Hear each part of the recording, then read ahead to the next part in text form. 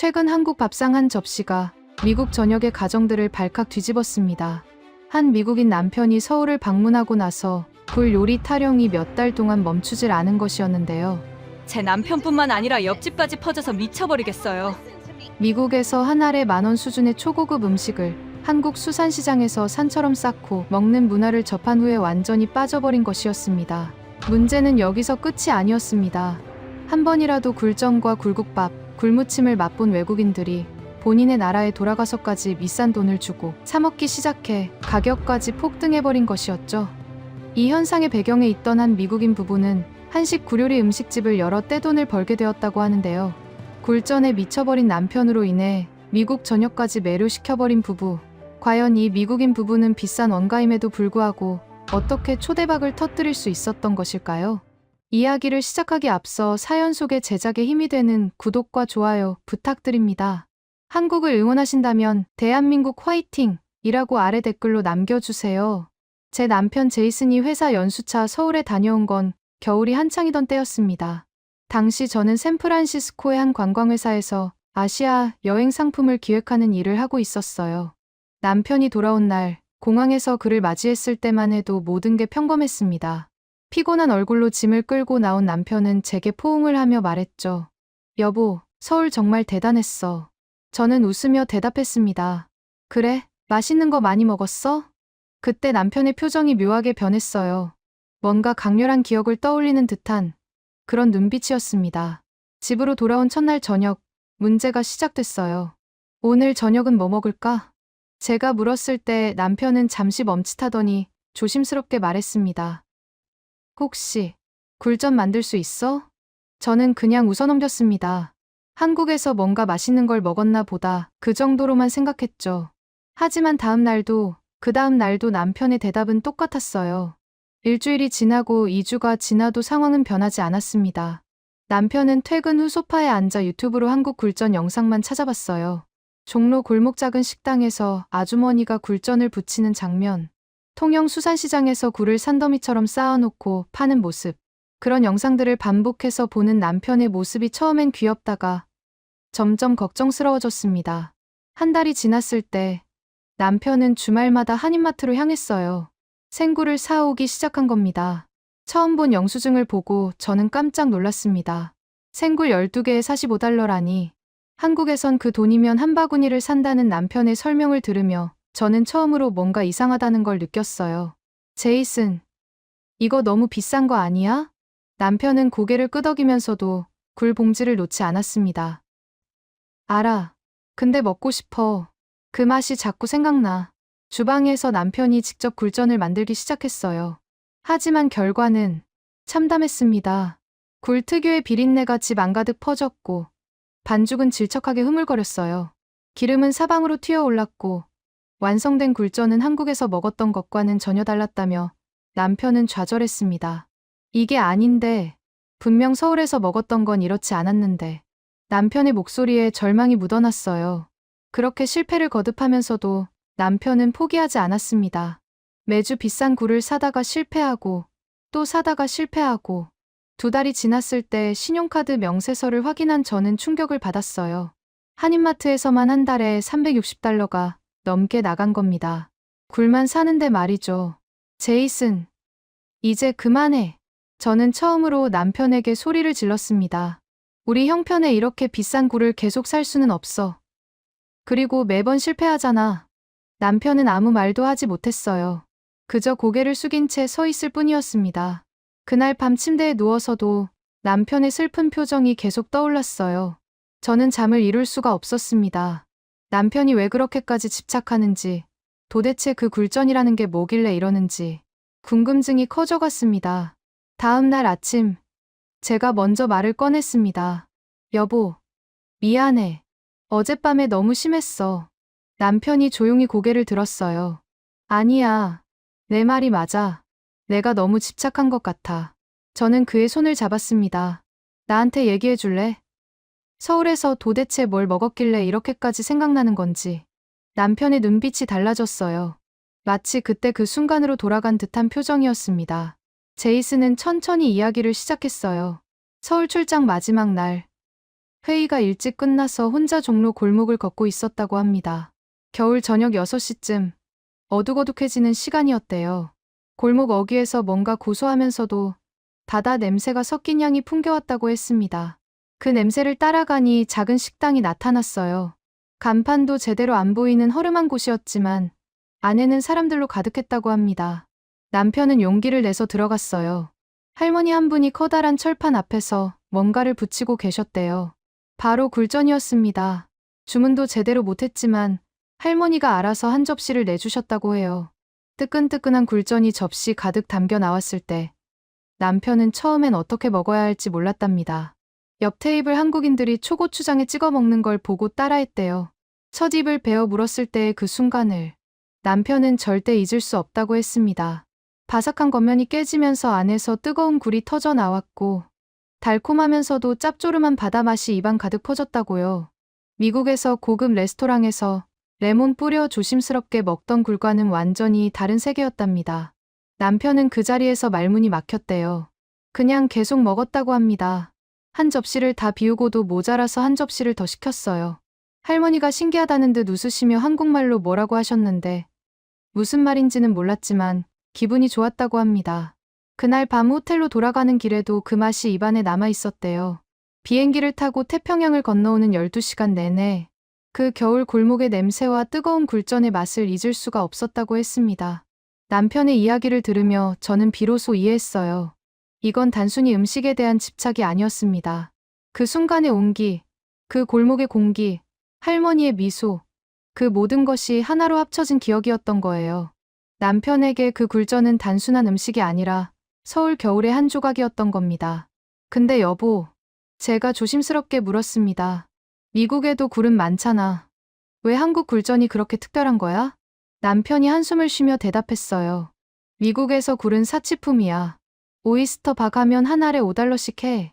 샴페인 곁들여서 조용히, 우아하게 먹는 거지. 근데 한국은 달랐어. 그냥 서민들이 겨울에 먹는 흔한 음식이었어. 뜨겁고, 시끄럽고, 푸짐하고. 그게 진짜였어. 저는 그제야 깨달았습니다.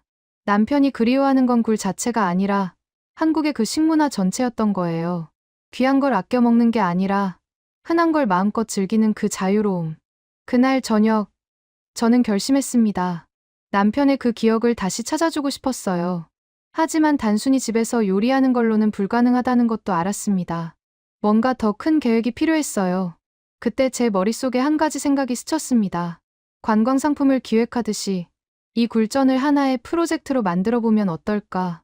제대로 배우고 제대로 만들어서 남편뿐만 아니라 다른 사람들에게도 그 경험을 나눠주는 거였죠. 하지만 그때 저는 몰랐습니다. 이 작은 결심이 제 인생을 완전히 바꿔놓을 거라는 걸. 그리고 머지않아 제 회사에서 해고 통보를 받게 될 거라는 것도요.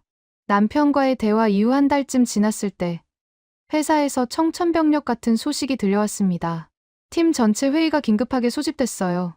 회의실에 들어선 순간 분위기가 심상치 않다는 걸 직감했습니다. 임원진의 굳은 표정, 어색한 침묵, 부사장이 입을 열었어요. 여러분, 어려운 말씀을 드려야 할 것 같습니다. 우리 아시아 팀의 실적이 지난 분기 목표 대비 38% 미달했습니다. 제 심장이 쿵 내려앉았어요.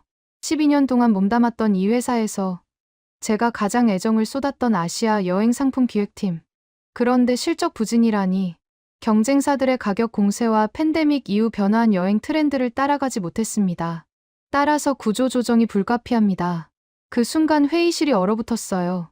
구조조정이라는 단어가 공기 중에 맴돌았습니다. 며칠 후 개별 면담이 시작됐어요. 제 차례가 왔을 때 팀장은 차마 제 눈을 똑바로 보지 못했습니다.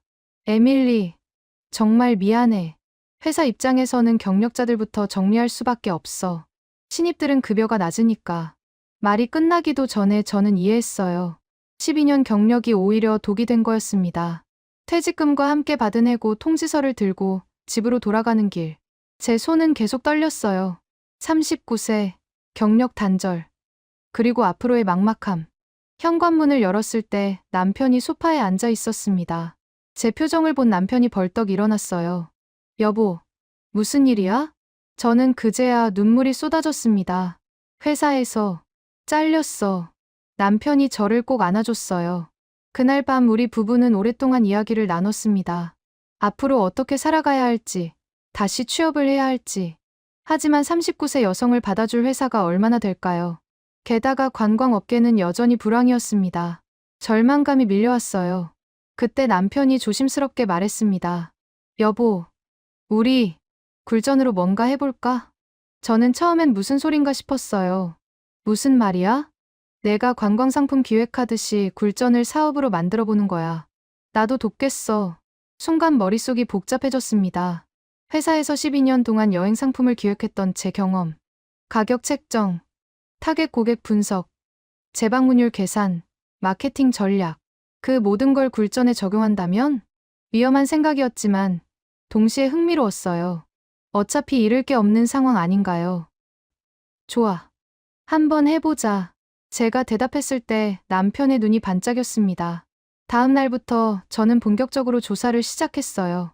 한국 굴시장, 미국 내한식 트렌드, 굴전 레시피, 재료 소싱, 모든 걸 관광상품 기획하듯 데이터화했습니다. 그리고 가장 중요한 건 직접 배우는 거였어요. 한인타운을 돌아다니며 한식당을 찾아다녔습니다.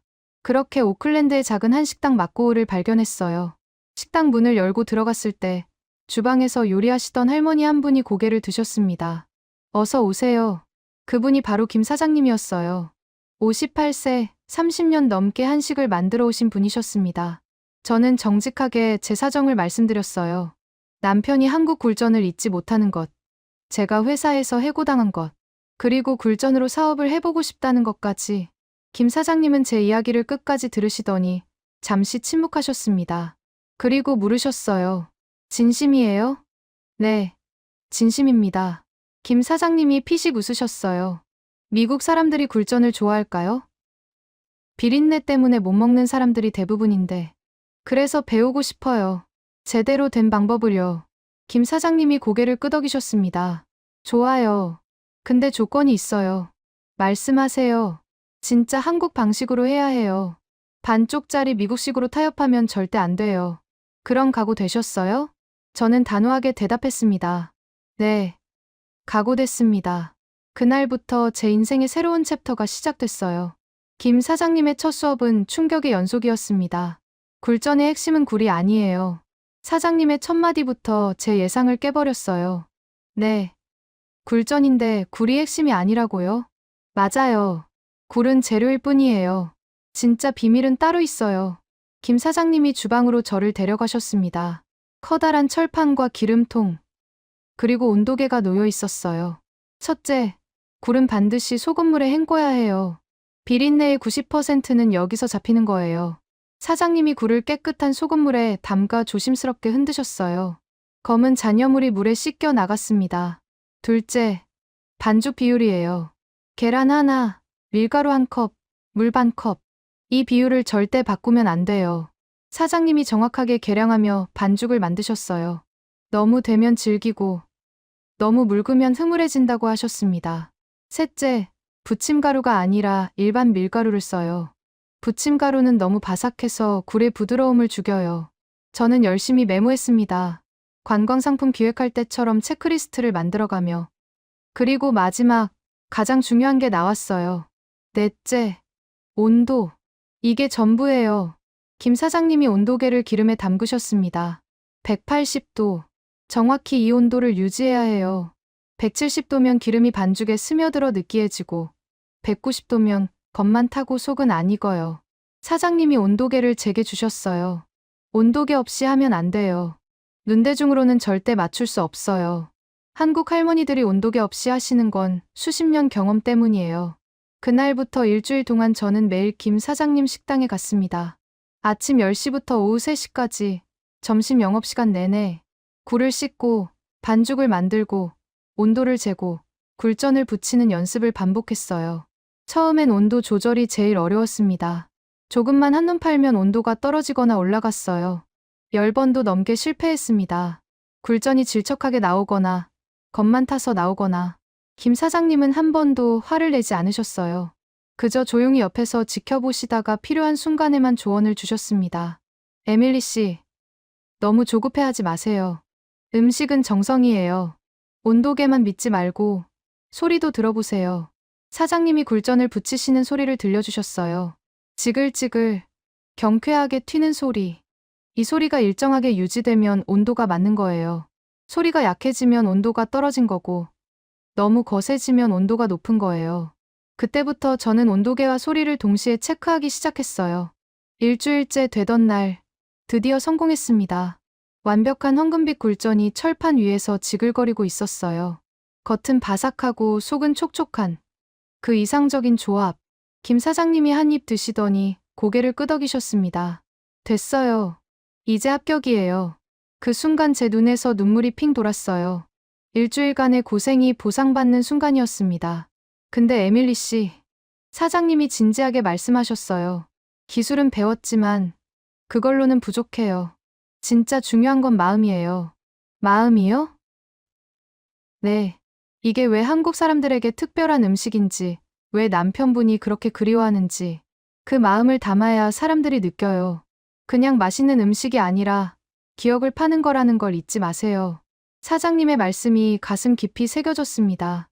그날 저녁 집으로 돌아와 남편에게 처음으로 제대로 된 굴전을 만들어줬어요. 180도로 정확히 맞춘 기름에서 지글지글 소리를 내며 부쳐진 굴전. 접시에 담아 남편 앞에 내놓았습니다. 남편이 첫 입을 베어 물었을 때 그의 눈이 커졌어요. 천천히 씹다가 눈을 감았습니다. 한참 동안 아무 말이 없었어요. 그러더니 눈을 뜨고 제게 말했습니다. 여보, 이거야. 바로 이 맛이야. 남편의 목소리가 떨리고 있었어요. 서울 그 골목에서 먹었던 바로 그 맛이야. 저는 그제야 이해했습니다. 김 사장님이 말씀하신 마음이 뭔지. 온도 180도의 기술적인 비밀도 중요하지만 진짜 비밀은 그 음식에 담긴 기억과 감정이었던 거예요. 남편이 그리워했던 건 단순히 맛이 아니라 서울 겨울 골목의 따뜻함이었던 겁니다. 이제 시작할 수 있겠어. 제가 남편에게 말했어요. 뭘? 우리 사업, 굴전으로. 남편이 웃으며 제 손을 잡았습니다. 정말 할 거야? 응. 내가 느꼈던 그 감동을 다른 사람들한테도 전해주고 싶어. 하지만 저는 몰랐습니다. 앞으로 얼마나 큰 시련이 기다리고 있을지. 그리고 그 시련을 극복하는 과정에서 진짜 중요한 깨달음을 얻게 될 거라는 것도요. 김 사장님께 굴전 만드는 법을 배우고 나서 저는 관광상품 기획자로서의 본능을 발휘하기 시작했습니다. 여행 상품을 만들 때 가장 먼저 하는 건 시장 조사예요. 고객이 원하는 게 뭔지, 가격은 적정한지, 재방문 의향은 있는지. 굴전도 마찬가지였습니다. 본격적인 사업을 시작하기 전에 테스트가 필요했어요. 그래서 저는 이웃들을 초대하기로 결심했습니다. 우리 동네는 전형적인 중산층 주거지역이었어요. 대부분 30대에서 40대 부부들이 살고 있었고 아이들도 많았습니다. 주말이면 잔디를 깎거나 바비큐 파티를 하는 평범한 미국 가정들. 이들이 한국 굴전을 어떻게 받아들일지가 관건이었어요. 초대장을 돌리기 시작했습니다. 이웃 6가족에게 손수 편지를 썼어요. 이번 토요일 오후 3시 저희 집에서 작은 시식회를 엽니다. 한국 전통 음식을 소개하고 싶어요. 가족 모두 환영합니다. 솔직히 몇 명이나 올지 걱정됐어요. 미국 사람들이 굴을 그렇게 좋아하지 않는다는 건 알고 있었으니까요. 특히 부쳐낸 굴이라면 더욱 낯설 거라고 생각했습니다. 하지만 놀랍게도 6가족 모두 온다고 답장을 보내왔어요. 토요일 아침, 저는 새벽 5시에 일어났습니다. 한인마트가 문을 여는 시간에 맞춰 달려갔어요. 이번만큼은 신선한 굴로 승부를 봐야 했으니까요. 마트 수산 코너에 도착했을 때 가격표를 보고 한숨이 나왔습니다. 생굴 2파운드에 $89. 6가족을 위해서는 최소 6파운드가 필요했어요. 계산기를 두드려봤습니다. $267. 우리 부부의 한 달 식비가 $400 정도였는데 그 절반 이상을 한 번에 쓰는 거였어요. 하지만 망설일 시간이 없었습니다. 이건 투자였어요. 제대로 된 재료로 제대로 만들어야 제대로 된 평가를 받을 수 있으니까요. 굴을 계산하고 나서 다른 재료들도 샀습니다. 한국 김, 초고추장, 참기름, 통깨. 김 사장님이 알려주신 조합들이었어요. 특히 김은 중요했습니다. 사장님이 말씀하시길 미국 아이들은 굴전보다 김에 먼저 반응한다고 하셨거든요. 김은 아이들의 입맛을 여는 열쇠예요. 바삭한 식감과 고소한 맛, 거기에 약간의 짠맛. 아이들이 거부할 수 없는 조합이죠. 사장님의 조언을 떠올리며 저는 프리미엄 조미김 3봉지를 카트에 담았습니다. 집으로 돌아와서 본격적인 준비를 시작했어요. 남편도 일찍 일어나 저를 도왔습니다. 먼저 굴을 소금물에 담가 깨끗이 헹궜어요. 김 사장님이 알려주신 대로 3번을 반복했습니다. 첫 번째 물은 검은색으로 변했어요. 굴 표면의 잔여물과 불순물들이 씻겨 나가는 거였습니다. 두 번째 물은 조금 맑아졌고, 세 번째엔 거의 투명해졌어요. 여보, 이렇게 씻으니까 비린내가 거의 안 나네. 남편이 놀라며 말했습니다. 그치. 김 사장님이 이게 핵심이라고 하셨어. 다음은 반죽이었어요. 계란 6개, 밀가루 6컵, 물 3컵. 정확한 비율로 섞어가며 저는 또 한 번 확인했습니다. 너무 되지도, 너무 묽지도 않은 그 완벽한 농도. 주걱으로 떠올렸을 때 천천히 흘러내리는 정도. 완벽해. 중얼거리며 저는 반죽 볼을 냉장고에 넣었어요. 30분 정도 재워두면 글루텐이 안정된다고 김 사장님이 알려주셨거든요. 오후 2시 본격적으로 굴전을 부치기 시작했습니다. 커다란 철판을 가스레인지 위에 올려놓고 온도계를 준비했어요. 기름을 두르고 천천히 가열했습니다. 온도계의 눈금이 서서히 올라갔어요. 140도, 160도, 170도. 심장이 두근거렸습니다. 175도, 178도, 180도. 지금이야. 반죽에 굴을 넣고 재빨리 철판에 부었어요. 지글지글. 그 경쾌한 소리가 들렸습니다. 완벽한 온도의 신호였어요. 굴전이 철판 위에서 황금빛으로 익어가기 시작했습니다. 가장자리가 바삭하게 올라오고 가운데는 보글보글 끓어올랐어요. 뒤집는 타이밍을 재며 저는 긴장했습니다. 너무 빨리 뒤집으면 부서지고 너무 늦으면 타버려요. 2분 30초. 김 사장님이 알려주신 정확한 시간이었습니다. 뒤집개를 살짝 밀어넣고 조심스럽게 들어 올렸어요. 완벽한 황금빛이 드러났습니다. 성공이야. 남편이 옆에서 환호했어요. 반대편도 2분 30초 붙여내고 나니 완벽한 굴전이 완성됐습니다. 겉은 바삭하고 속은 촉촉한 그 이상적인 상태. 하나하나 정성스럽게 붙여내며 접시에 담았어요. 40조각의 굴전이 식탁 위에 차려졌을 때 시계는 오후 2시 50분을 가리키고 있었습니다. 정확히 3시 초인종이 울렸어요. 첫 번째 손님은 옆집에 사는 톰네 가족이었습니다. 톰은 42세로 IT 회사에 다니는 전형적인 미국 아빠였어요. 부인 제니퍼와 7살 딸 엠마, 5살 아들 루카스를 데리고 왔습니다. 안녕하세요, 에밀리. 초대해줘서 고마워요. 어서 오세요. 들어오세요. 곧이어 다른 가족들도 하나둘 도착했어요. 마크네 가족, 데이빗네 가족, 사라네 가족, 총 6가족, 어른 12명의 아이들 8명. 거실이 순식간에 활기로 가득 찼습니다. 오늘 여러분을 초대한 이유는요. 저는 모두가 자리를 잡자 말을 시작했어요. 제 남편이 한국에서 맛본 특별한 음식을 소개하고 싶어서예요. 굴전이라고 하는데 한국의 전통 겨울 음식이에요. 굴이요? 마크가 살짝 눈살을 찌푸렸어요. 저는 굴을 별로 안 좋아하는데 예상했던 반응이었습니다. 미국 사람들 중 상당수가 굴의 비린내와 미끈한 식감을 거부하거든요. 저도 그랬어요. 남편 제이슨이 나섰습니다. 하지만 한국 굴전은 완전히 달라요. 한번 드셔보시면 제 말을 이해하실 거예요. 제가 따뜻한 굴전을 각 가족 앞에 내놓았어요. 그리고 초고추장과 김도 함께 준비했습니다. 이렇게 초고추장에 찍어 드셔도 되고요. 제가 시범을 보였어요. 김에 싸서 드시면 더 맛있어요. 특히 아이들이 좋아할 거예요. 엠마가 김을 손에 들고 신기한 듯 바라봤어요. 이게 뭐예요? 한국 김이라고 해. 바다에서 나는 채소 같은 거야. 제가 엠마 앞에 무릎을 꿇고 설명했습니다. 바삭하고 고소해서 정말 맛있어. 이렇게 굴전을 싸서 먹으면 더 맛있단다. 엠마가 조심스럽게 굴전 한 조각을 김에 올렸어요. 제가 도와주며 김으로 굴전을 둘둘 말아줬습니다. 자, 이제 한 입에 쏙 넣어봐. 엠마가 작은 입으로 김밥처럼 말린 굴전을 베어 물었어요. 그 순간 엠마의 눈이 커졌습니다. 씹고, 또 씹고. 그러더니 엄마를 쳐다봤어요. 엄마, 이거 진짜 맛있어. 그 말이 신호탄이었습니다. 어른들도 하나둘 굴전을 입에 넣기 시작했어요. 톰이 첫 입을 베어 물었을 때 그는 말문이 막혔습니다. 천천히 씹더니 고개를 끄덕였어요. 아무 말 없이 두 번째 조각을 집어 들었습니다. 마크도 마찬가지였어요. 굴을 싫어한다고 했던 그가 세 번째 조각을 먹고 있었습니다.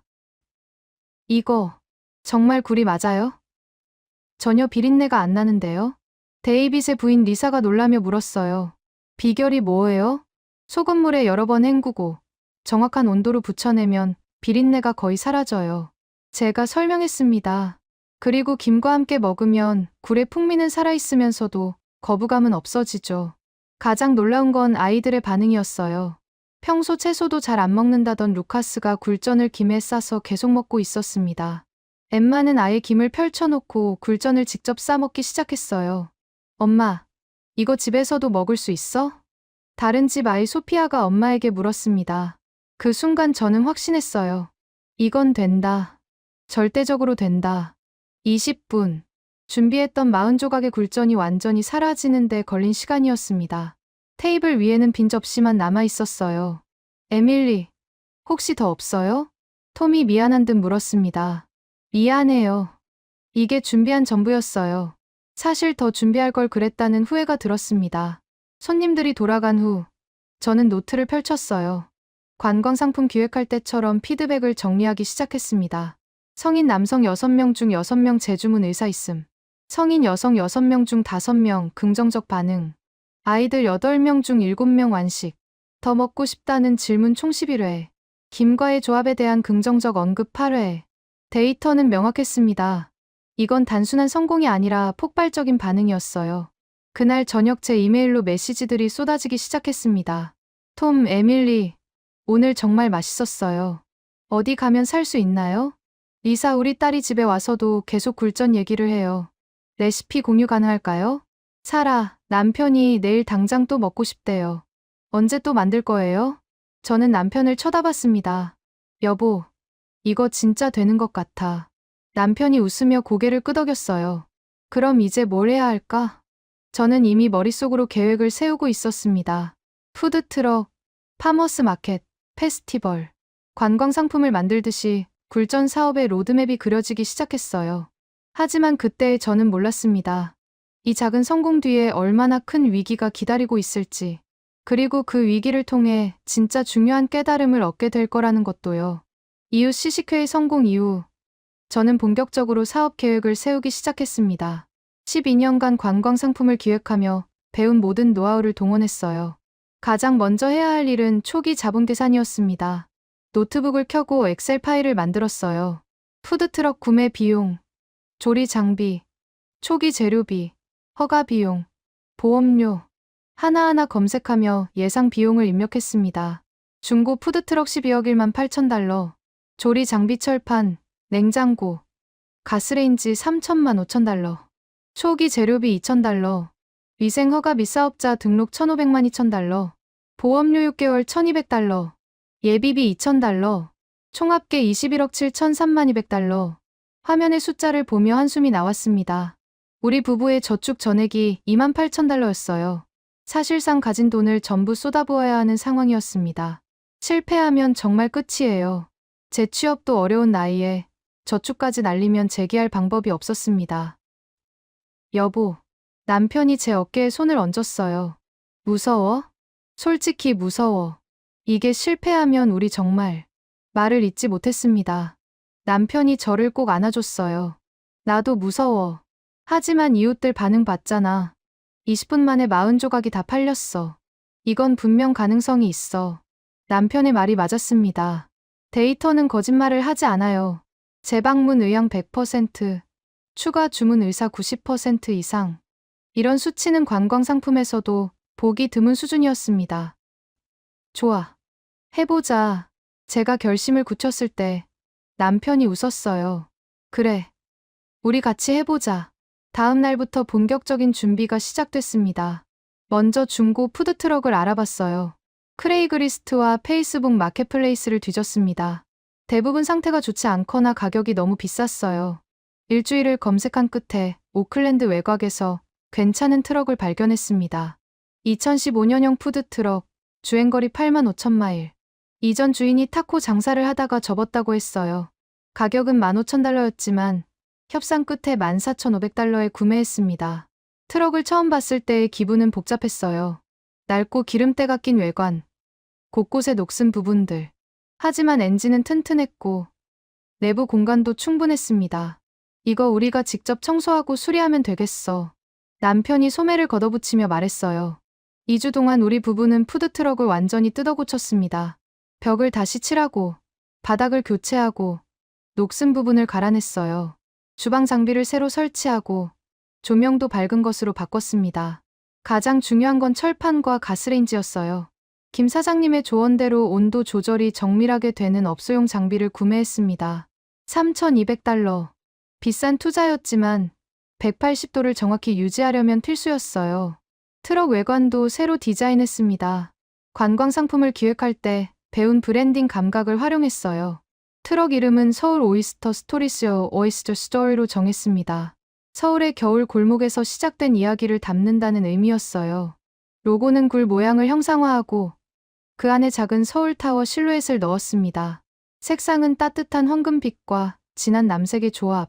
한국의 전통미와 현대적 감각을 동시에 표현하고 싶었어요. 디자이너 친구에게 부탁해서 500달러의 작업을 마쳤습니다. 트럭에 로고를 붙이는 날, 저는 처음으로 실감이 났어요.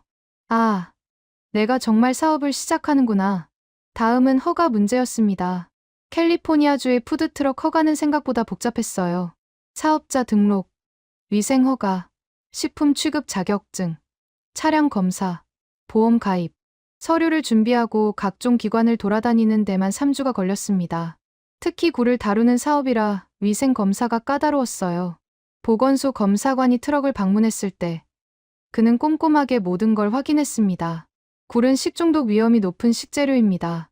냉장 온도를 항상 4도 이하로 유지해야 하고 조리 온도는 반드시 기록해야 합니다. 검사관이 엄격하게 말했어요. 온도 기록은 매일 해야 하고 재료 입고 일자도 전부 기록해야 합니다. 한 번이라도 위반하면 영업 정지예요.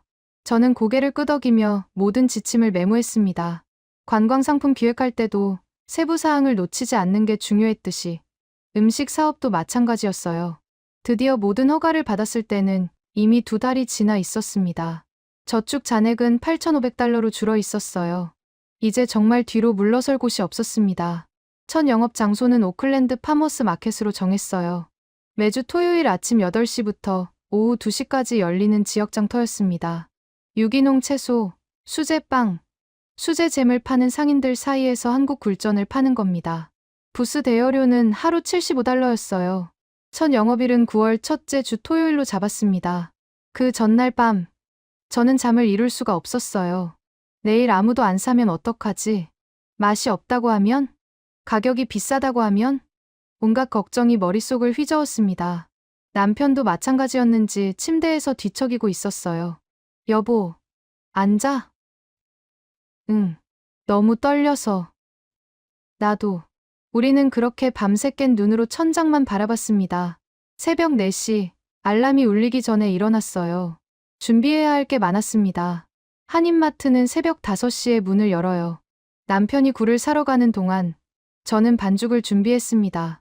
계란 30개, 밀가루, 물, 정확한 비율로 섞어서 큰 통에 담았어요. 초고추장도 직접 만들었습니다. 고추장, 식초, 설탕, 다진 마늘, 통깨. 김 사장님이 알려주신 황금 비율이었어요. 남편이 굴을 사들고 돌아왔을 때는 5시 반이었습니다. 4파운드 샀어. 178달러 나왔어. 말하면서도 남편의 표정이 어두웠어요. 굴 원가가 너무 비쌌던 겁니다. 괜찮아. 오늘 잘 되면 돼. 저는 억지로 밝게 말했지만 사실 속으로는 불안했어요. 굴을 소금물에 담가 씻고 물기를 빼고 냉장고에 보관했습니다. 트럭에 모든 짐을 실었어요. 철판, 가스통, 재료 상자, 접시, 냅킨, 현금 박스. 하나하나 체크리스트를 확인하며 실었습니다. 파머스 마켓에 도착한 건 아침 7시였어요. 다른 상인들도 하나둘 도착해서 부스를 준비하고 있었습니다. 우리 자리는 마켓 입구에서 3번째 부스였어요. 위치는 나쁘지 않았습니다. 트럭 옆면을 열고 조리대를 펼쳤어요. 철판을 설치하고 가스를 연결하고 재료를 정리했습니다. 메뉴판도 걸었어요. 클래식 굴전 8달러, 김 콤보 세트 12달러, 어린이 세트 6달러. 가격은 고민 끝에 정한 거였어요. 원가가 높아서 마진이 크지 않았지만 너무 비싸면 아무도 안 살 것 같았습니다. 7시 50분. 모든 준비가 끝났어요. 철판을 예열하기 시작했습니다. 온도계를 확인하며 천천히 온도를 올렸어요. 140도, 160도, 175도. 심장이 두근거렸습니다. 180도. 완벽한 온도였어요. 8시 정각, 파머스 마켓이 문을 열었습니다. 사람들이 하나둘 들어오기 시작했어요. 대부분 단골 손님들인 듯 익숙하게 다른 부스들로 향했습니다. 우리 트럭 앞을 지나가는 사람들은 잠깐 멈춰 서서 메뉴판을 보다가 그냥 지나갔어요. 10분이 지나고 20분이 지났습니다. 아직 한 명도 오지 않았어요. 남편과 저는 초조하게 서로를 바라봤습니다. 여보, 샘플이라도 나눠줄까? 남편이 제안했어요. 좋은 생각이야. 저는 작은 종이컵에 굴전 조각을 담기 시작했습니다. 그리고 지나가는 사람들에게 건넸어요. 안녕하세요. 한국 전통 굴전이에요. 한번 맛보시겠어요? 첫 번째 샘플을 받은 중년 여성이 조심스럽게 한 입 빼어 물었습니다. 씹고, 또 씹고. 그러더니 눈이 커졌어요. 이거 정말 맛있네요. 이게 굴이에요? 네. 한국식으로 부쳐낸 굴이에요. 하나 주세요. 김 콤보로요. 첫 손님이었습니다. 떨리는 손으로 굴전을 부쳐냈어요. 12달러를 받고 거스름 돈을 돌려줄 때 제 손이 떨리고 있었습니다. 그 여성이 한 입 먹더니 남편을 불렀어요. 여보, 이리 와봐. 이거 진짜 맛있어. 그게 시작이었습니다. 곧 우리 트럭 앞에 사람들이 모이기 시작했어요. 샘플을 맛본 사람들이 하나같이 주문을 했습니다. 저도 김 콤보 하나요. 저는 2개 주세요. 어린이 세트도 있나요? 우리 애한테 줄 거예요. 주문이 쏟아지기 시작했어요. 저는 미친 듯이 굴전을 부쳐냈고 남편은 주문을 받고 계산을 했습니다. 땀이 비 오듯 흘렀어요. 9시, 10시, 11시. 시간 가는 줄 몰랐습니다. 준비한 굴이 바닥나기 시작했어요. 오후 12시 30분. 마지막 굴전을 내놓았을 때. 미안해요. 오늘 준비한 재료가 다 떨어졌어요. 뒤늦게 온 손님들에게 사과했습니다. 아, 진짜요? 다음 주에도 오세요? 네. 매주 토요일에 올 예정이에요. 트럭 문을 닫고 남편과 마주 봤을 때 우리는 동시에 웃음이 터졌어요. 매출을 계산했습니다. 총 85개 판매.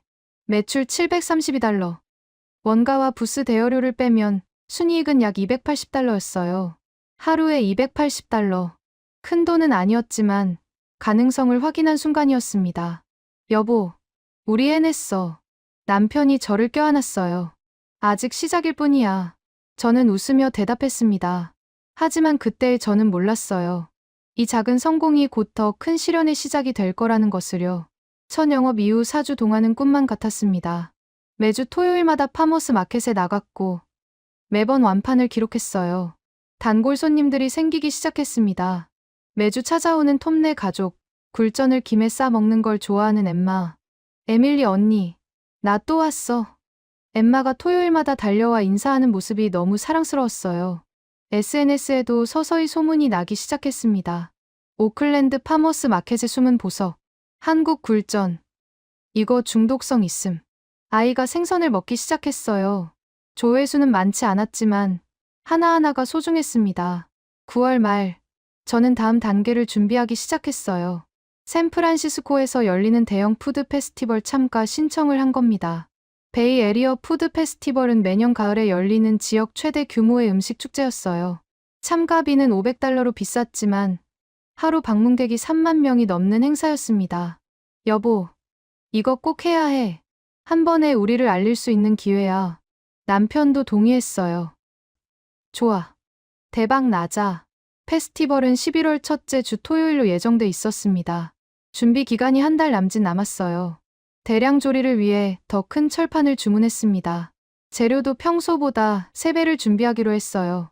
굴 12파운드, 계란 100개, 밀가루 20파운드, 김 쉰봉지. 예상 원가만 $800가 넘었습니다. 하지만 투자할 가치가 있다고 판단했어요. 만약 3만 명 중 1%만 사도 300명. 매출은 $3,000 이상. 한 달치 수익을 하루에 올릴 수 있는 기회였습니다. 10월이 되면서 문제가 하나둘 생기기 시작했어요. 첫 번째 문제는 굴 가격이었습니다. 갑자기 한인마트의 굴 가격이 30% 올랐어요. 파운드당 $45에서 $65로 폭등한 겁니다. 왜 이렇게 오른 거예요? 마트 주인에게 물었을 때 그는 한숨을 쉬었습니다. 올해 굴 수확량이 작년보다 적대요. 공급이 줄어서 도매가가 오른 거예요. 원가가 오르면 판매 가격도 올려야 하는데 그러면 손님이 줄어들 게 뻔했어요. 고민 끝에 가격은 그대로 유지하기로 했습니다. 대신 마진이 거의 사라졌어요. 두 번째 문제는 더 심각했습니다. 10월 둘째 주, 보건소에서 갑작스러운 점검이 나왔어요. 젊은 검사관이 트럭 안을 꼼꼼하게 살폈습니다. 냉장고 온도, 조리대 청결 상태, 재료 보관 방법, 모든 게 문제없었어요. 하지만 검사관이 마지막에 한 가지를 지적했습니다. 굴 취급 자격증이 필요합니다. 네. 식품 취급 자격증은 가지고 있는데요. 굴은 특별관리 식재료예요. 별도의 교육과 자격증이 필요합니다. 청천벽력이었어요. 그럼 지금은 못 팔아요? 일단 경고는 해드릴게요. 2주 안에 자격증을 따지 못하면 영업 정지입니다. 검사관이 서류를 건네며 떠났습니다. 그날 저녁 자격증 교육 과정을 알아봤어요. 2일 과정, 교육비 $350, 시험비 $150. 문제는 다음 교육이 3주 후에나 열린다는 거였습니다. 페스티벌 일주일 전이었어요. 망했어. 저는 머리를 감싸 쥐었습니다. 교육 받고, 시험 보고, 자격증 나올 때까지 페스티벌 날짜에 맞출 수 없어. 남편도 침통한 표정이었어요. $500 날리는 건가? 이미 페스티벌 참가비를 냈고 환불이 안 되는 조건이었습니다. 세 번째 문제는 그 다음 주에 터졌어요. 단골 손님이었던 한 여성이 페이스북에 악성 리뷰를 올린 겁니다. 세오 오이스터 스토어에서 굴전을 사 먹었는데 저녁에 배탈이 났어요. 굴을 제대로 익혔는지 의심스럽습니다. 게시물에는 좋아요가 50개 넘게 달렸고 댓글도 쏟아졌어요. 진짜요? 저도 거기서 먹으려고 했는데 굴은 원래 위험한 식재료잖아요. 신고해야 하는 거 아니에요. 제 심장이 쿵 내려앉았습니다. 즉시 그 여성에게 메시지를 보냈어요. 정말 죄송합니다.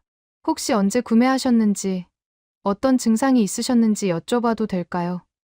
확인해보고 싶습니다. 답장이 왔습니다. 토요일 오후 1시쯤 샀어요. 저녁 7시쯤부터 배가 아프기 시작했고요. 저는 그날의 기록을 확인했어요. 굴 입고 시간, 냉장 온도, 조리 온도, 판매 시간, 모든 게 완벽하게 기준치를 지켰습니다. 김 사장님께 전화를 걸었어요. 사장님, 혹시 굴전 먹고 배탈 날 수 있나요? 조리를 제대로 했으면 절대 안 나요. 굴은 180도에서 완전히 익으면 안전해요. 그럼 왜? 다른 원인일 수도 있어요. 그 사람이 그날 뭘 먹었는지 모르잖아요. 사장님 말씀이 맞았지만 이미 악성 리뷰는 퍼진 후였습니다. 다음 토요일 파머스 마켓 방문객이 눈에 띄게 줄었어요. 평소 첫 1시간에 20명 정도 오는데 이번엔 7명뿐이었습니다. 에밀리, 페이스북에 안 좋은 글 봤어요. 괜찮아요? 단골 손님 톰이 조심스럽게 물었습니다. 네, 사실 억울해요. 저희는 모든 기준을 지켰거든요. 저는 믿어요. 우리 가족은 계속 올 거예요. 톰의 말이 위로가 됐지만 현실은 냉혹했어요. 그날 매출은 평소의 절반에도 못 미쳤습니다. 10월 마지막 주, 최악의 상황이 왔습니다. 페스티벌을 일주일 앞둔 시점이었어요. 날씨 예보를 확인했는데 심장이 멎는 줄 알았습니다. 페스티벌 당일 강한 폭우 예상. 기상청 경보가 떴어요. 태풍급 폭우와 강풍이 베이 에리어를 덮칠 거라는 예보였습니다. 이럴 수가. 저는 주최 측에 전화를 걸었어요. 혹시 페스티벌 연기될 가능성 있나요? 아니요. 비가 와도 진행합니다. 실내 공간도 일부 있으니 괜찮을 거예요. 하지만 실내 공간은 이미 대형 업체들이 선점한 상태였어요. 우리 같은 소규모 푸드트럭은 야외 부스였습니다. 폭우가 오면 장사는커녕 버티기도 힘들 거예요. 페스티벌 전날, 저는 재료를 준비하면서도 불안했습니다. 굴 12파운드, $780. 계란, 밀가루, 김까지 합치면 총 950달러어치 재료. 만약 장사가 안 되면 이 돈이 전부 손실이에요. 남편과 마주 앉아 심각한 대화를 나눴습니다. 여보, 우리 그냥 포기할까? 남편이 조심스럽게 말했어요. 페스티벌은 어차피 비 온다고 했잖아. 차라리 재료비라도 아끼자. 저는 고개를 저었습니다. 아니야. 이미 참가비 500달러 냈어. 가봐야 해. 하지만, 여보, 우리 여기서 포기하면 정말 끝이야. 한 번만 더 해보자. 남편이 한숨을 쉬며 고개를 끄덕였어요. 페스티벌 당일 새벽, 예보대로 비가 내리기 시작했습니다. 처음엔 보슬비였지만 시간이 갈수록 거세졌어요. 오전 7시, 페스티벌 준비 시간. 빗속에서 트럭을 몰고 행사장에 도착했습니다. 이미 일부 업체들이 포기하고 돌아가고 있었어요. 이 날씨에 누가 와? 한 상인이 투덜거리며 지나갔습니다. 우리 부스 자리에 도착했을 때 바닥은 무릉덩이였어요. 천막을 쳤지만 빗물이 옆으로 쏟아져 들어왔습니다. 남편과 저는 우비를 입고 준비를 시작했어요. 철판을 설치하고 재료를 정리하고 메뉴판을 걸었습니다. 하지만 빗물에 메뉴판이 젖어 글씨가 번져버렸어요. 오전 10시 페스티벌이 시작됐습니다. 방문객은 거의 없었어요. 평소 3만 명이 오는 행사인데 보이는 사람이 100명도 안 됐습니다. 대부분 실내 공간으로 몰려갔고 야외 부스는 텅 비어 있었어요. 1시간이 지나도 손님이 한 명도 오지 않았습니다. 2시간, 3시간. 차가운 빗물이 목 뒤로 흘러내렸어요. 우비를 입었지만 속옷까지 다 젖었습니다. 준비한 굴은 냉장고에서 차갑게 식어가고 있었어요. 오후 1시, 남편이 말했습니다. 여보, 그만하자. 이거 안 돼. 남편의 목소리에 절망이 묻어났어요. 저도 알고 있었습니다. 오늘은 실패라는 걸. 950달러어치 재료비, 500달러 참가비, 총 1450달러가 그냥 날아간 거예요. 우리 남은 저축의 거의 절반이었습니다. 철수하자. 제가 중얼거렸을 때 목소리가 떨렸어요. 트럭 문을 닫고 짐을 정리하기 시작했습니다. 젖은 손으로 철판을 치우고 재료를 상자에 담고 옆 부스 상인이 지나가며 말했어요. 첫 페스티벌이에요? 네. 운이 없었네요. 날씨는 어쩔 수 없어요. 다음엔 나을 거예요. 하지만 저는 알고 있었습니다. 다음은 없을 거라는 걸. 남은 돈으로는 더 이상 버틸 수가 없었어요. 집으로 돌아오는 길, 차 안은 침묵뿐이었습니다. 빗소리만 차창을 두드렸어요. 현관문을 열고 들어갔을 때 저는 소파에 주저앉았습니다. 눈물이 쏟아졌어요. 미안해. 내가 고집 부려서. 남편이 옆에 앉아 저를 안아줬습니다. 아니야. 우리 함께한 결정이었어. 이제 어떡해. 돈도 거의 없고. 일단 쉬자. 그리고 천천히 생각해보자. 그날 밤 저는 통장을 확인했어요. 잔액 4,200달러.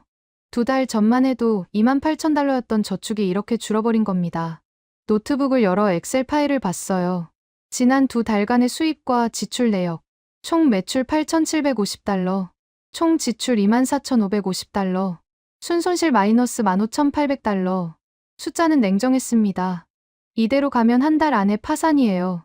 그때 이메일 알림이 떴습니다. 김 사장님에게서 온 메시지였어요. 에밀리 씨, 오늘 페스티벌 어땠어요? 연락이 없어서 걱정됩니다. 저는 울면서 답장을 썼습니다. 사장님, 저희 망한 것 같아요. 이메일을 보낸 지 10분도 안 돼서 전화가 왔습니다. 김 사장님이었어요. 에밀리 씨, 무슨 일이에요? 저는 지난 몇 주간 일어난 모든 일을 털어놨습니다. 치솟은 굴값, 악성 리뷰, 포구속 페스티벌 실패, 그리고 남은 돈이 4,000달러밖에 없다는 것까지. 지금 집에 있어요? 네, 제가 지금 갈게요. 30분만 기다려요. 전화가 끊겼습니다. 정확히 28분 후, 김 사장님이 도착하셨어요. 비를 맞고 오셨는지 어깨가 젖어 있었습니다. 트럭 어디 있어요? 차고에 있는데요. 가봅시다. 사장님이 단호하게 말씀하셨어요. 차고로 향했습니다. 사장님이 트럭 안으로 들어가시더니 구석구석을 살피기 시작하셨어요. 철판을 만져보시고 가스레인지를 확인하시고 온도계를 집어 드셨습니다. 이 온도계 언제 샀어요? 2달 전에요. 트럭 장비 설치할 때 켜봐요. 제가 가스를 켜고 철판을 가열했습니다.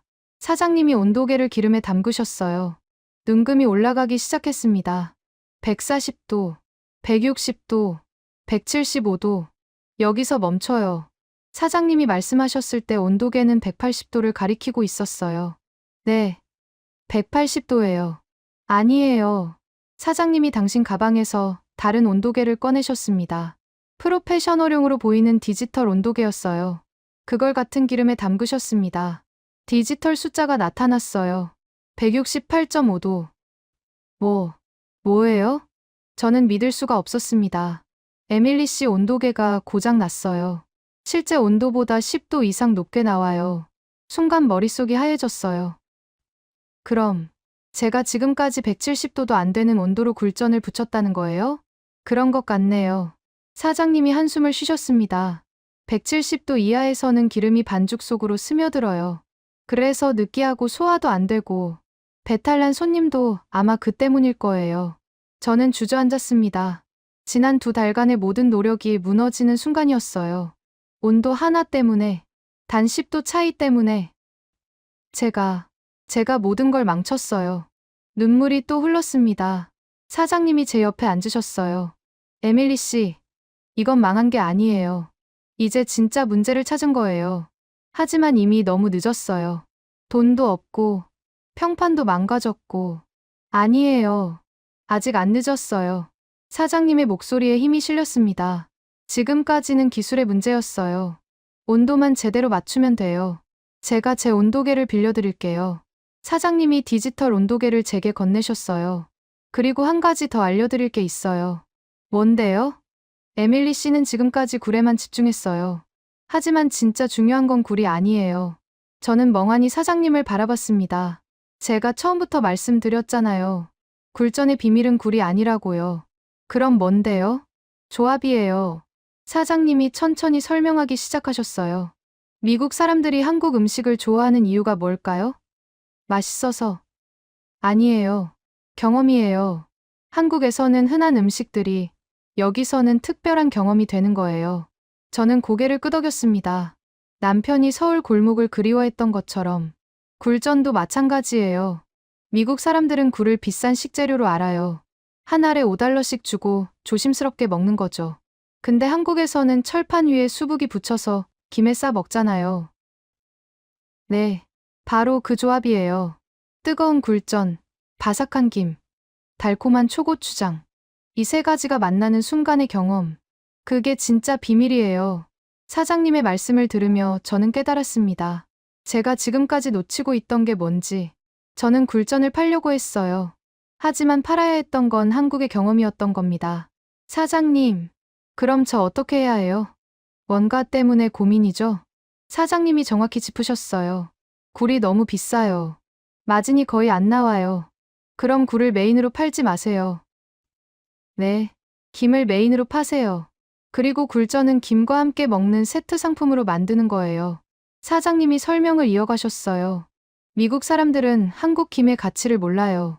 우리한테는 1,000원짜리 김이지만 여기서는 프리미엄 식품이에요. 특히 아이들이 김에 완전히 빠져들잖아요. 맞는 말씀이었어요. 이웃 시식회 때 아이들이 가장 먼저 반응한 게 김이었습니다. 김 중심 메뉴로 바꾸세요. 굴전은 김과 함께 먹는 완벽한 조합으로 포지셔닝하는 거예요. 그러면 가격도 합리적으로 설정할 수 있어요. 저는 빠르게 계산해봤습니다. 프리미엄 조미김은 한 봉지에 $3, 굴전 2조각과 김 3장, 초고추장을 세트로 $10에 판다면 원가는 $4, 마진은 $6. 지금보다 훨씬 나은 구조였어요. 그리고 한 가지 더요. 사장님이 덧붙이셨어요. 스토리를 파세요. 남편분이 서울에서 느꼈던 그 감동, 겨울 골목의 따뜻함, 그걸 손님들에게 전하세요. 미국 사람들은 그런 이야기를 사랑해요. 저는 천천히 고개를 끄덕였습니다. 맞아요. 저는 관광상품 기획자였어요. 여행 상품을 팔 때도 단순히 호텔과 비행기를 판 게 아니라 경험과 기억을 팔았던 거잖아요. 사장님, 감사합니다. 아직 늦지 않았어요. 다시 시작하세요. 이번엔 제대로요. 사장님이 일어서시며 웃으셨습니다. 그리고 온도계 꼭 바꾸세요. 정확한 180도. 이게 기본이에요. 사장님이 돌아가신 후 저는 남편과 마주 앉았습니다.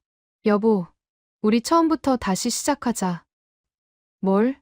메뉴 구성, 가격 전략, 브랜드 스토리, 전부 다시 만들자. 남편이 불안한 표정으로 물었어요. 돈은? $4,000 있잖아. 신중하게 쓰면 한 달은 버틸 수 있어. 그 한 달 안에 안 되면? 저는 남편의 눈을 똑바로 쳐다봤습니다. 될 거야. 이번엔 진짜 제대로 할 거니까. 그날 밤부터 저는 모든 걸 재설계하기 시작했어요. 먼저 메뉴판을 완전히 바꿨습니다. 김이 메인이 됐어요. 굴전은 김과 함께 먹는 완벽한 페어링으로 포지셔닝했습니다. 다음은 스토리텔링이었어요. 트럭 외관에 문구를 추가했습니다. 서울 겨울 골목의 따뜻한 기억을 담았습니다. 한국에서는 매일 먹는 일상, 미국에서는 특별한 경험. 메뉴판에도 남편의 이야기를 짧게 넣었어요. 제 남편은 서울 출장 중 작은 골목 식당에서 굴전을 처음 맛봤습니다. 그 순간의 감동을 잊지 못해 우리는 이 트럭을 시작했습니다. 그리고 가장 중요한 것, 온도계를 새로 샀어요. 디지털 온도계, $150. 비쌌지만 절대 타협할 수 없는 부분이었습니다. 테스트를 해봤어요. 정확히 180도로 붙여낸 굴전은 이전과 완전히 달랐습니다. 겉은 바삭하게 튀겨지면서도 속은 부드럽게 익었어요. 기름기가 전혀 느껴지지 않았습니다. 한 입 베어 물었을 때 굴의 풍미가 깔끔하게 입안에 퍼졌어요. 이거야. 이게 진짜야. 남편이 눈을 감고 중얼거렸습니다. 서울에서 먹었던 그 맛이야. 일주일 동안 준비했습니다. 새 메뉴판, 새 온도계, 새로운 마음가짐. 그리고 11월 둘째 주 토요일, 파머스 마켓에 다시 나갔어요. 이번엔 김을 앞세웠습니다. 시식용으로 김의 굴전을 싸서 나눠줬어요. 안녕하세요. 한국 프리미엄 김과 굴전의 완벽한 조합을 맛보세요. 첫 손님이 시식을 했습니다. 중년 남성이었는데 한 입 베어 물더니 눈이 커졌어요. 이게 뭐죠? 한국 김의 굴전을 싼 거예요. 서울에서는 이렇게 먹는답니다. 맛있네요. 전혀 느끼하지 않아요. 그 말에 저는 확신했습니다. 180도. 온도만 정확히 맞추면 모든 게 달라진다는 것을요. 서울 스타일 콤보 하나 주세요. 첫 주문이 들어왔습니다. 이어서 두 번째, 세 번째. 아이 동반 가족들이 김 스낵 박스를 찾기 시작했어요. 우리 애가 김을 너무 좋아해요. 집에서 먹을 것도 살 수 있나요? 죄송하지만 아직은 현장 판매만 하고 있어요. 그 순간 저는 새로운 가능성을 봤습니다. 온라인 판매, 정기 배송, 케이터링. 확장할 수 있는 방향이 너무 많았어요. 그날 매출은 $680. 원가를 빼면 순이익 $420. 예전보다 마진율이 2배 가까이 올랐습니다. 집으로 돌아오는 길, 남편이 말했어요. 여보, 우리 정말 해낼 수 있을 것 같아. 저는 웃으며 고개를 끄덕였습니다. 응, 이제 시작이야. 그날 밤 저는 다음 목표를 세웠어요. 고정 매장 오픈. 더 이상 트럭으로만 장사할 게 아니라 제대로 된 가게를 내는 겁니다. 꿈 같은 이야기였지만 이제는 가능해 보였어요. 온도 180도의 비밀을 알았으니까. 그리고 진짜 팔아야 하는 게 굴이 아니라 경험이라는 걸 깨달았으니까. 앞으로 2달, 크리스마스 시즌까지 최대한 벌어서 새해에는 매장을 오픈하자. 그게 제 계획이었습니다. 하지만 운명은 제 예상보다 훨씬 빨리 기회를 가져다 줄 예정이었어요. 메뉴를 재구성하고 정확한 온도로 굴전을 붙이기 시작한 지 2주가 지났습니다. 매주 토요일 파머스 마켓에서의 매출이 눈에 띄게 올랐어요. 평균 $700 정도를 꾸준히 벌었고 순이익은 주당 $450 수준이었습니다. 아직 대박은 아니었지만 최소한 적자는 면하는 수준이었어요. 더 중요한 건 단골 손님들이 다시 돌아오기 시작했다는 겁니다. 에밀리, 맛이 달라졌어요. 전보다 훨씬 맛있어요. 톰이 굴전을 한 입 먹으며 말했습니다. 11월 셋째 주 금요일 저녁, 예상치 못한 전화가 왔습니다. 안녕하세요. 테크허브 코퍼레이션의 HR 담당 제시카입니다. 네. 안녕하세요. 저희 회사 직원이 파머스 마켓에서 CEO 오이스터 스토리를 경험했다고 하더라고요. 혹시 케이터링 가능하신가요? 제 심장이 빨리 뛰기 시작했어요. 테크허브는 실리콘밸리의 중견 IT 기업이었습니다. 케이터링이요? 물론 가능합니다. 다음 주 수요일 점심시간에 직원 감사 행사가 있어요. 200명 정도 참석 예정이고 예산은 1인당 $15 선입니다. 200명, $3,000. 한 달치 수익을 하루에 버는 금액이었어요. 가능합니다. 전화를 끊고 남편에게 달려갔습니다. 여보, 대박 났어. 하지만 곧 현실이 밀려왔습니다. 200인분 원가만 $1,200. 현재 남은 돈은 $5,800였어요. 만약 실패하면 정말 끝이었습니다. 다음 날부터 준비에 돌입했어요. 김 사장님께 조언을 구했습니다. 현장에서 다 붙이려고 하지 마세요. 미리 준비할 수 있는 건 준비하고 현장에서는 마무리만 하세요. 타임라인을 짰습니다. 화요일에 재료를 주문하고 수요일 새벽부터 본격 준비. 밤새 굴을 씻고 계란을 깨고 김을 포장했습니다. 수요일 오전 8시 테크허브 본사에 도착했어요. 현대적인 유리 건물이 아침 햇살을 받아 반짝였습니다. 빠르게 세팅을 마치고 오전 10시부터 조리를 시작했어요. 2개의 철판에서 동시에 굴전이 지글지글 익어갔습니다. 정확히 180도. 이번엔 틀림없었어요. 정오 12시 직원들이 모여들기 시작했습니다. 제시카가 저를 소개했어요. 여러분, 오늘은 특별한 케이터링을 준비했습니다. 저는 마이크를 잡고 이야기를 시작했습니다. 제 남편은 서울 겨울 골목에서 굴전을 맛본 후 그 기억을 잊을 수가 없었어요. 오늘 여러분이 드실 굴전은 단순한 음식이 아닙니다. 서울의 따뜻한 기억이에요. 서빙이 시작됐습니다. 직원들의 반응은 폭발적이었어요. 이거 정말 맛있는데? 굴인데 전혀 비리지 않아요. 특히 남자 직원들이 말없이 고개를 끄덕이며 계속 가져갔습니다. 1시간 만에 200인분이 완판됐어요. 제시카가 다가왔습니다. 대성공이에요. CEO님도 너무 좋아하셨어요. 다음 달 전사 회의 때도 부탁드려도 될까요? 그날 순이익 $1,800. 단 하루에 한 달치 수익을 번 겁니다. 저녁에 이메일함을 확인했을 때 깜짝 놀랐어요. 3개의 케이터링 문의가 더 들어와 있었습니다. 여보, 이거 진짜 대박 나는 거 아니야? 그 후 일주일 동안 2건의 케이터링을 더했어요. 총 수익 $5,200. 통장 잔액이 다시 $8,000를 넘어섰습니다. 한 달 전 절망적이었던 상황이 완전히 역전된 거예요. 추수감사절 연휴에 저는 사업 계획서를 작성했습니다. 고정 매장 오픈, 온라인 주문, 정기 배송, 단계별로 세밀하게 짰어요. 오클랜드 차이나타운에 괜찮은 매장 물건이 나왔습니다. 40평 규모, 월세 $2,500. 집주인은 한국계 2세였어요. SEO OST 스토어요? 들어봤어요. 계약하시죠. 12월 첫째 주부터 인테리어를 시작했습니다. 남편과 저는 주말마다 페인트를 칠하고 가구를 옮겼어요. 김 사장님도 와서 도와주셨습니다. 에밀리 씨, 정말 대단해요. 오픈 키친으로 설계해서 손님들이 조리 과정을 볼 수 있게 했어요. 투명성이 신뢰를 준다는 걸 알았거든요. 매장 한쪽에는 서울 겨울 골목 컨셉의 포토존도 만들었습니다. 메뉴도 확장했어요. 굴전뿐만 아니라 김밥과 떡볶이도 추가했습니다. 12월 중순, 드디어 매장이 완성됐어요. 오픈일은 12월 15일 토요일로 잡았습니다. 12월 15일 토요일 아침, 매장 오픈 첫날이었습니다. 손님이 올지 안 올지 불안했어요. 오전 10시 문을 열었습니다. 처음 30분 동안은 아무도 오지 않았어요. 10시 40분쯤 첫 손님이 들어왔습니다. 톰네 가족이었어요. 에밀리, 드디어 매장 오픈했구나. 엠마가 달려와 안겼습니다. 에밀리 언니, 나 김 먹으러 왔어. 톰이 SNS에 사진을 올렸어요. 그게 신호탄이었습니다. 30분 후부터 손님들이 하나둘 들어오기 시작했어요. 정오가 되자 매장이 가득 찼습니다. 오후 2시쯤 테크허브 CEO가 들어왔어요. 제시카와 함께였습니다. 케이터링에서 먹었던 굴전이 너무 인상적이었습니다. 그는 굴전을 김에 싸서 한 입 먹더니 고개를 끄덕였어요. 에밀리 씨, 확장 계획이 어떻게 되세요? 온라인 판매와 정기 배송을 준비 중입니다. CEO가 명함을 건넸습니다. 제가 엔젤 투자도 하거든요. 관심 있으시면 연락 주세요. 제 손이 떨렸어요. 그날 매출은 $1,200였습니다. 오픈 첫날 치고는 대성공이었어요. 다음 주부터 매출은 꾸준히 올랐습니다. 한 달 예상 매출이 $20,000를 넘었어요. 크리스마스 주간에는 특별 세트를 준비했습니다. 가족 단위 손님들에게 인기가 폭발했어요. 12월 마지막 날 통장을 확인했습니다.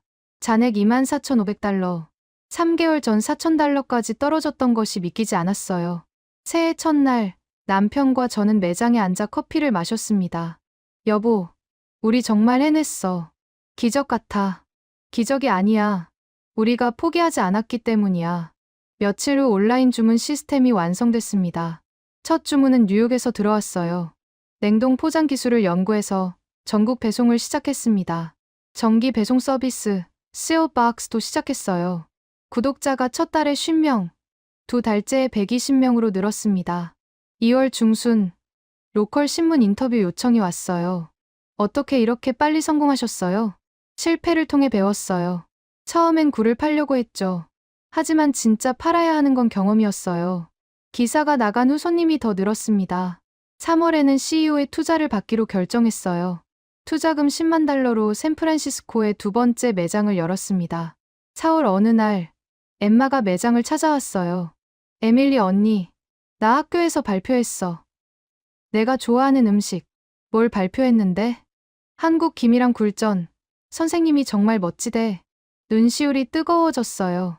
언니, 나 커서 한국 요리사 될래. 5월, 샌프란시스코 매장이 오픈했습니다. 첫날부터 줄이 섰어요. 직원도 5명으로 늘었습니다. 김 사장님을 주방장으로 모셨어요. 여름에는 TV 다큐멘터리 촬영 요청이 왔습니다. 아메리칸 드림 스토리하는 프로그램이었어요. 가장 힘들었던 순간이 언제였나요? 폭우 속 페스티벌이었어요. 모든 걸 잃을 것 같았죠. 하지만 그때 깨달았어요. 진짜 중요한 건 포기하지 않는 거라고. 방송 후 전국적으로 주문이 쏟아졌습니다. 가을이 왔습니다. 정확히 1년 전, 처음 시작했던 계절. 파머스 마켓에 다시 나가보기로 했어요. 그곳에 섰을 때 모든 게 새로웠습니다. 1년 만에 2개의 매장, 5명의 직원, 수천 명의 고객. 에밀리, 톰네 가족이었습니다. 1년 만에 여기 다시 왔네요. 초심을 잊지 않으려고요. 그날 저녁, 남편과 마주 앉았습니다. 여보, 서울 그 골목에서 굴전 먹었던 순간이 이렇게까지 올 줄은. 여보, 고마워. 내 집착을 믿어줘서. 말도 안 되는 게 아니었어. 진짜 기억이었잖아. 창밖으로 매장 간판에 CEO 오이스터 스토리가 따뜻한 불빛으로 빛나고 있었어요. 이 모든 게 한 그릇의 굴전에서 시작됐습니다. 서울 겨울 골목의 따뜻한 기억 하나가 미국 전역의 식탁을 바꿔놓았어요. 지금도 매일 수백 명의 손님들이 우리 매장을 찾아옵니다. 한 입 먹고 눈을 감는 사람들, 말없이 고개를 끄덕이는 아빠들, 김에 싸서 행복하게 먹는 아이들. 그들 모두에게 우리는 단순히 음식을 파는 게 아닙니다. 경험을 나누고 있어요. 그리고 그것이 바로 CEO 오이스터 스토어의 진짜 의미입니다. 여러분, 이 이야기가 어떠셨나요? 한 그릇의 굴전이 한 부부의 인생을 완전히 바꿔놓은 이 놀라운 여정. 결국 가장 중요했던 건 포기하지 않는 용기와 진짜 가치를 깨닫는 지혜였습니다. 한국의 소박한 음식 하나가 전 세계인들의 마음을 사로잡는 것을 보면 우리 문화가 얼마나 특별한지 새삼 느끼게 됩니다. 구독과 좋아요로 응원해주시면 더욱 재미있는 이야기로 찾아뵙겠습니다. 해외 감동 사연을 소개해드리는 스페셜 코리아였습니다. 감사합니다.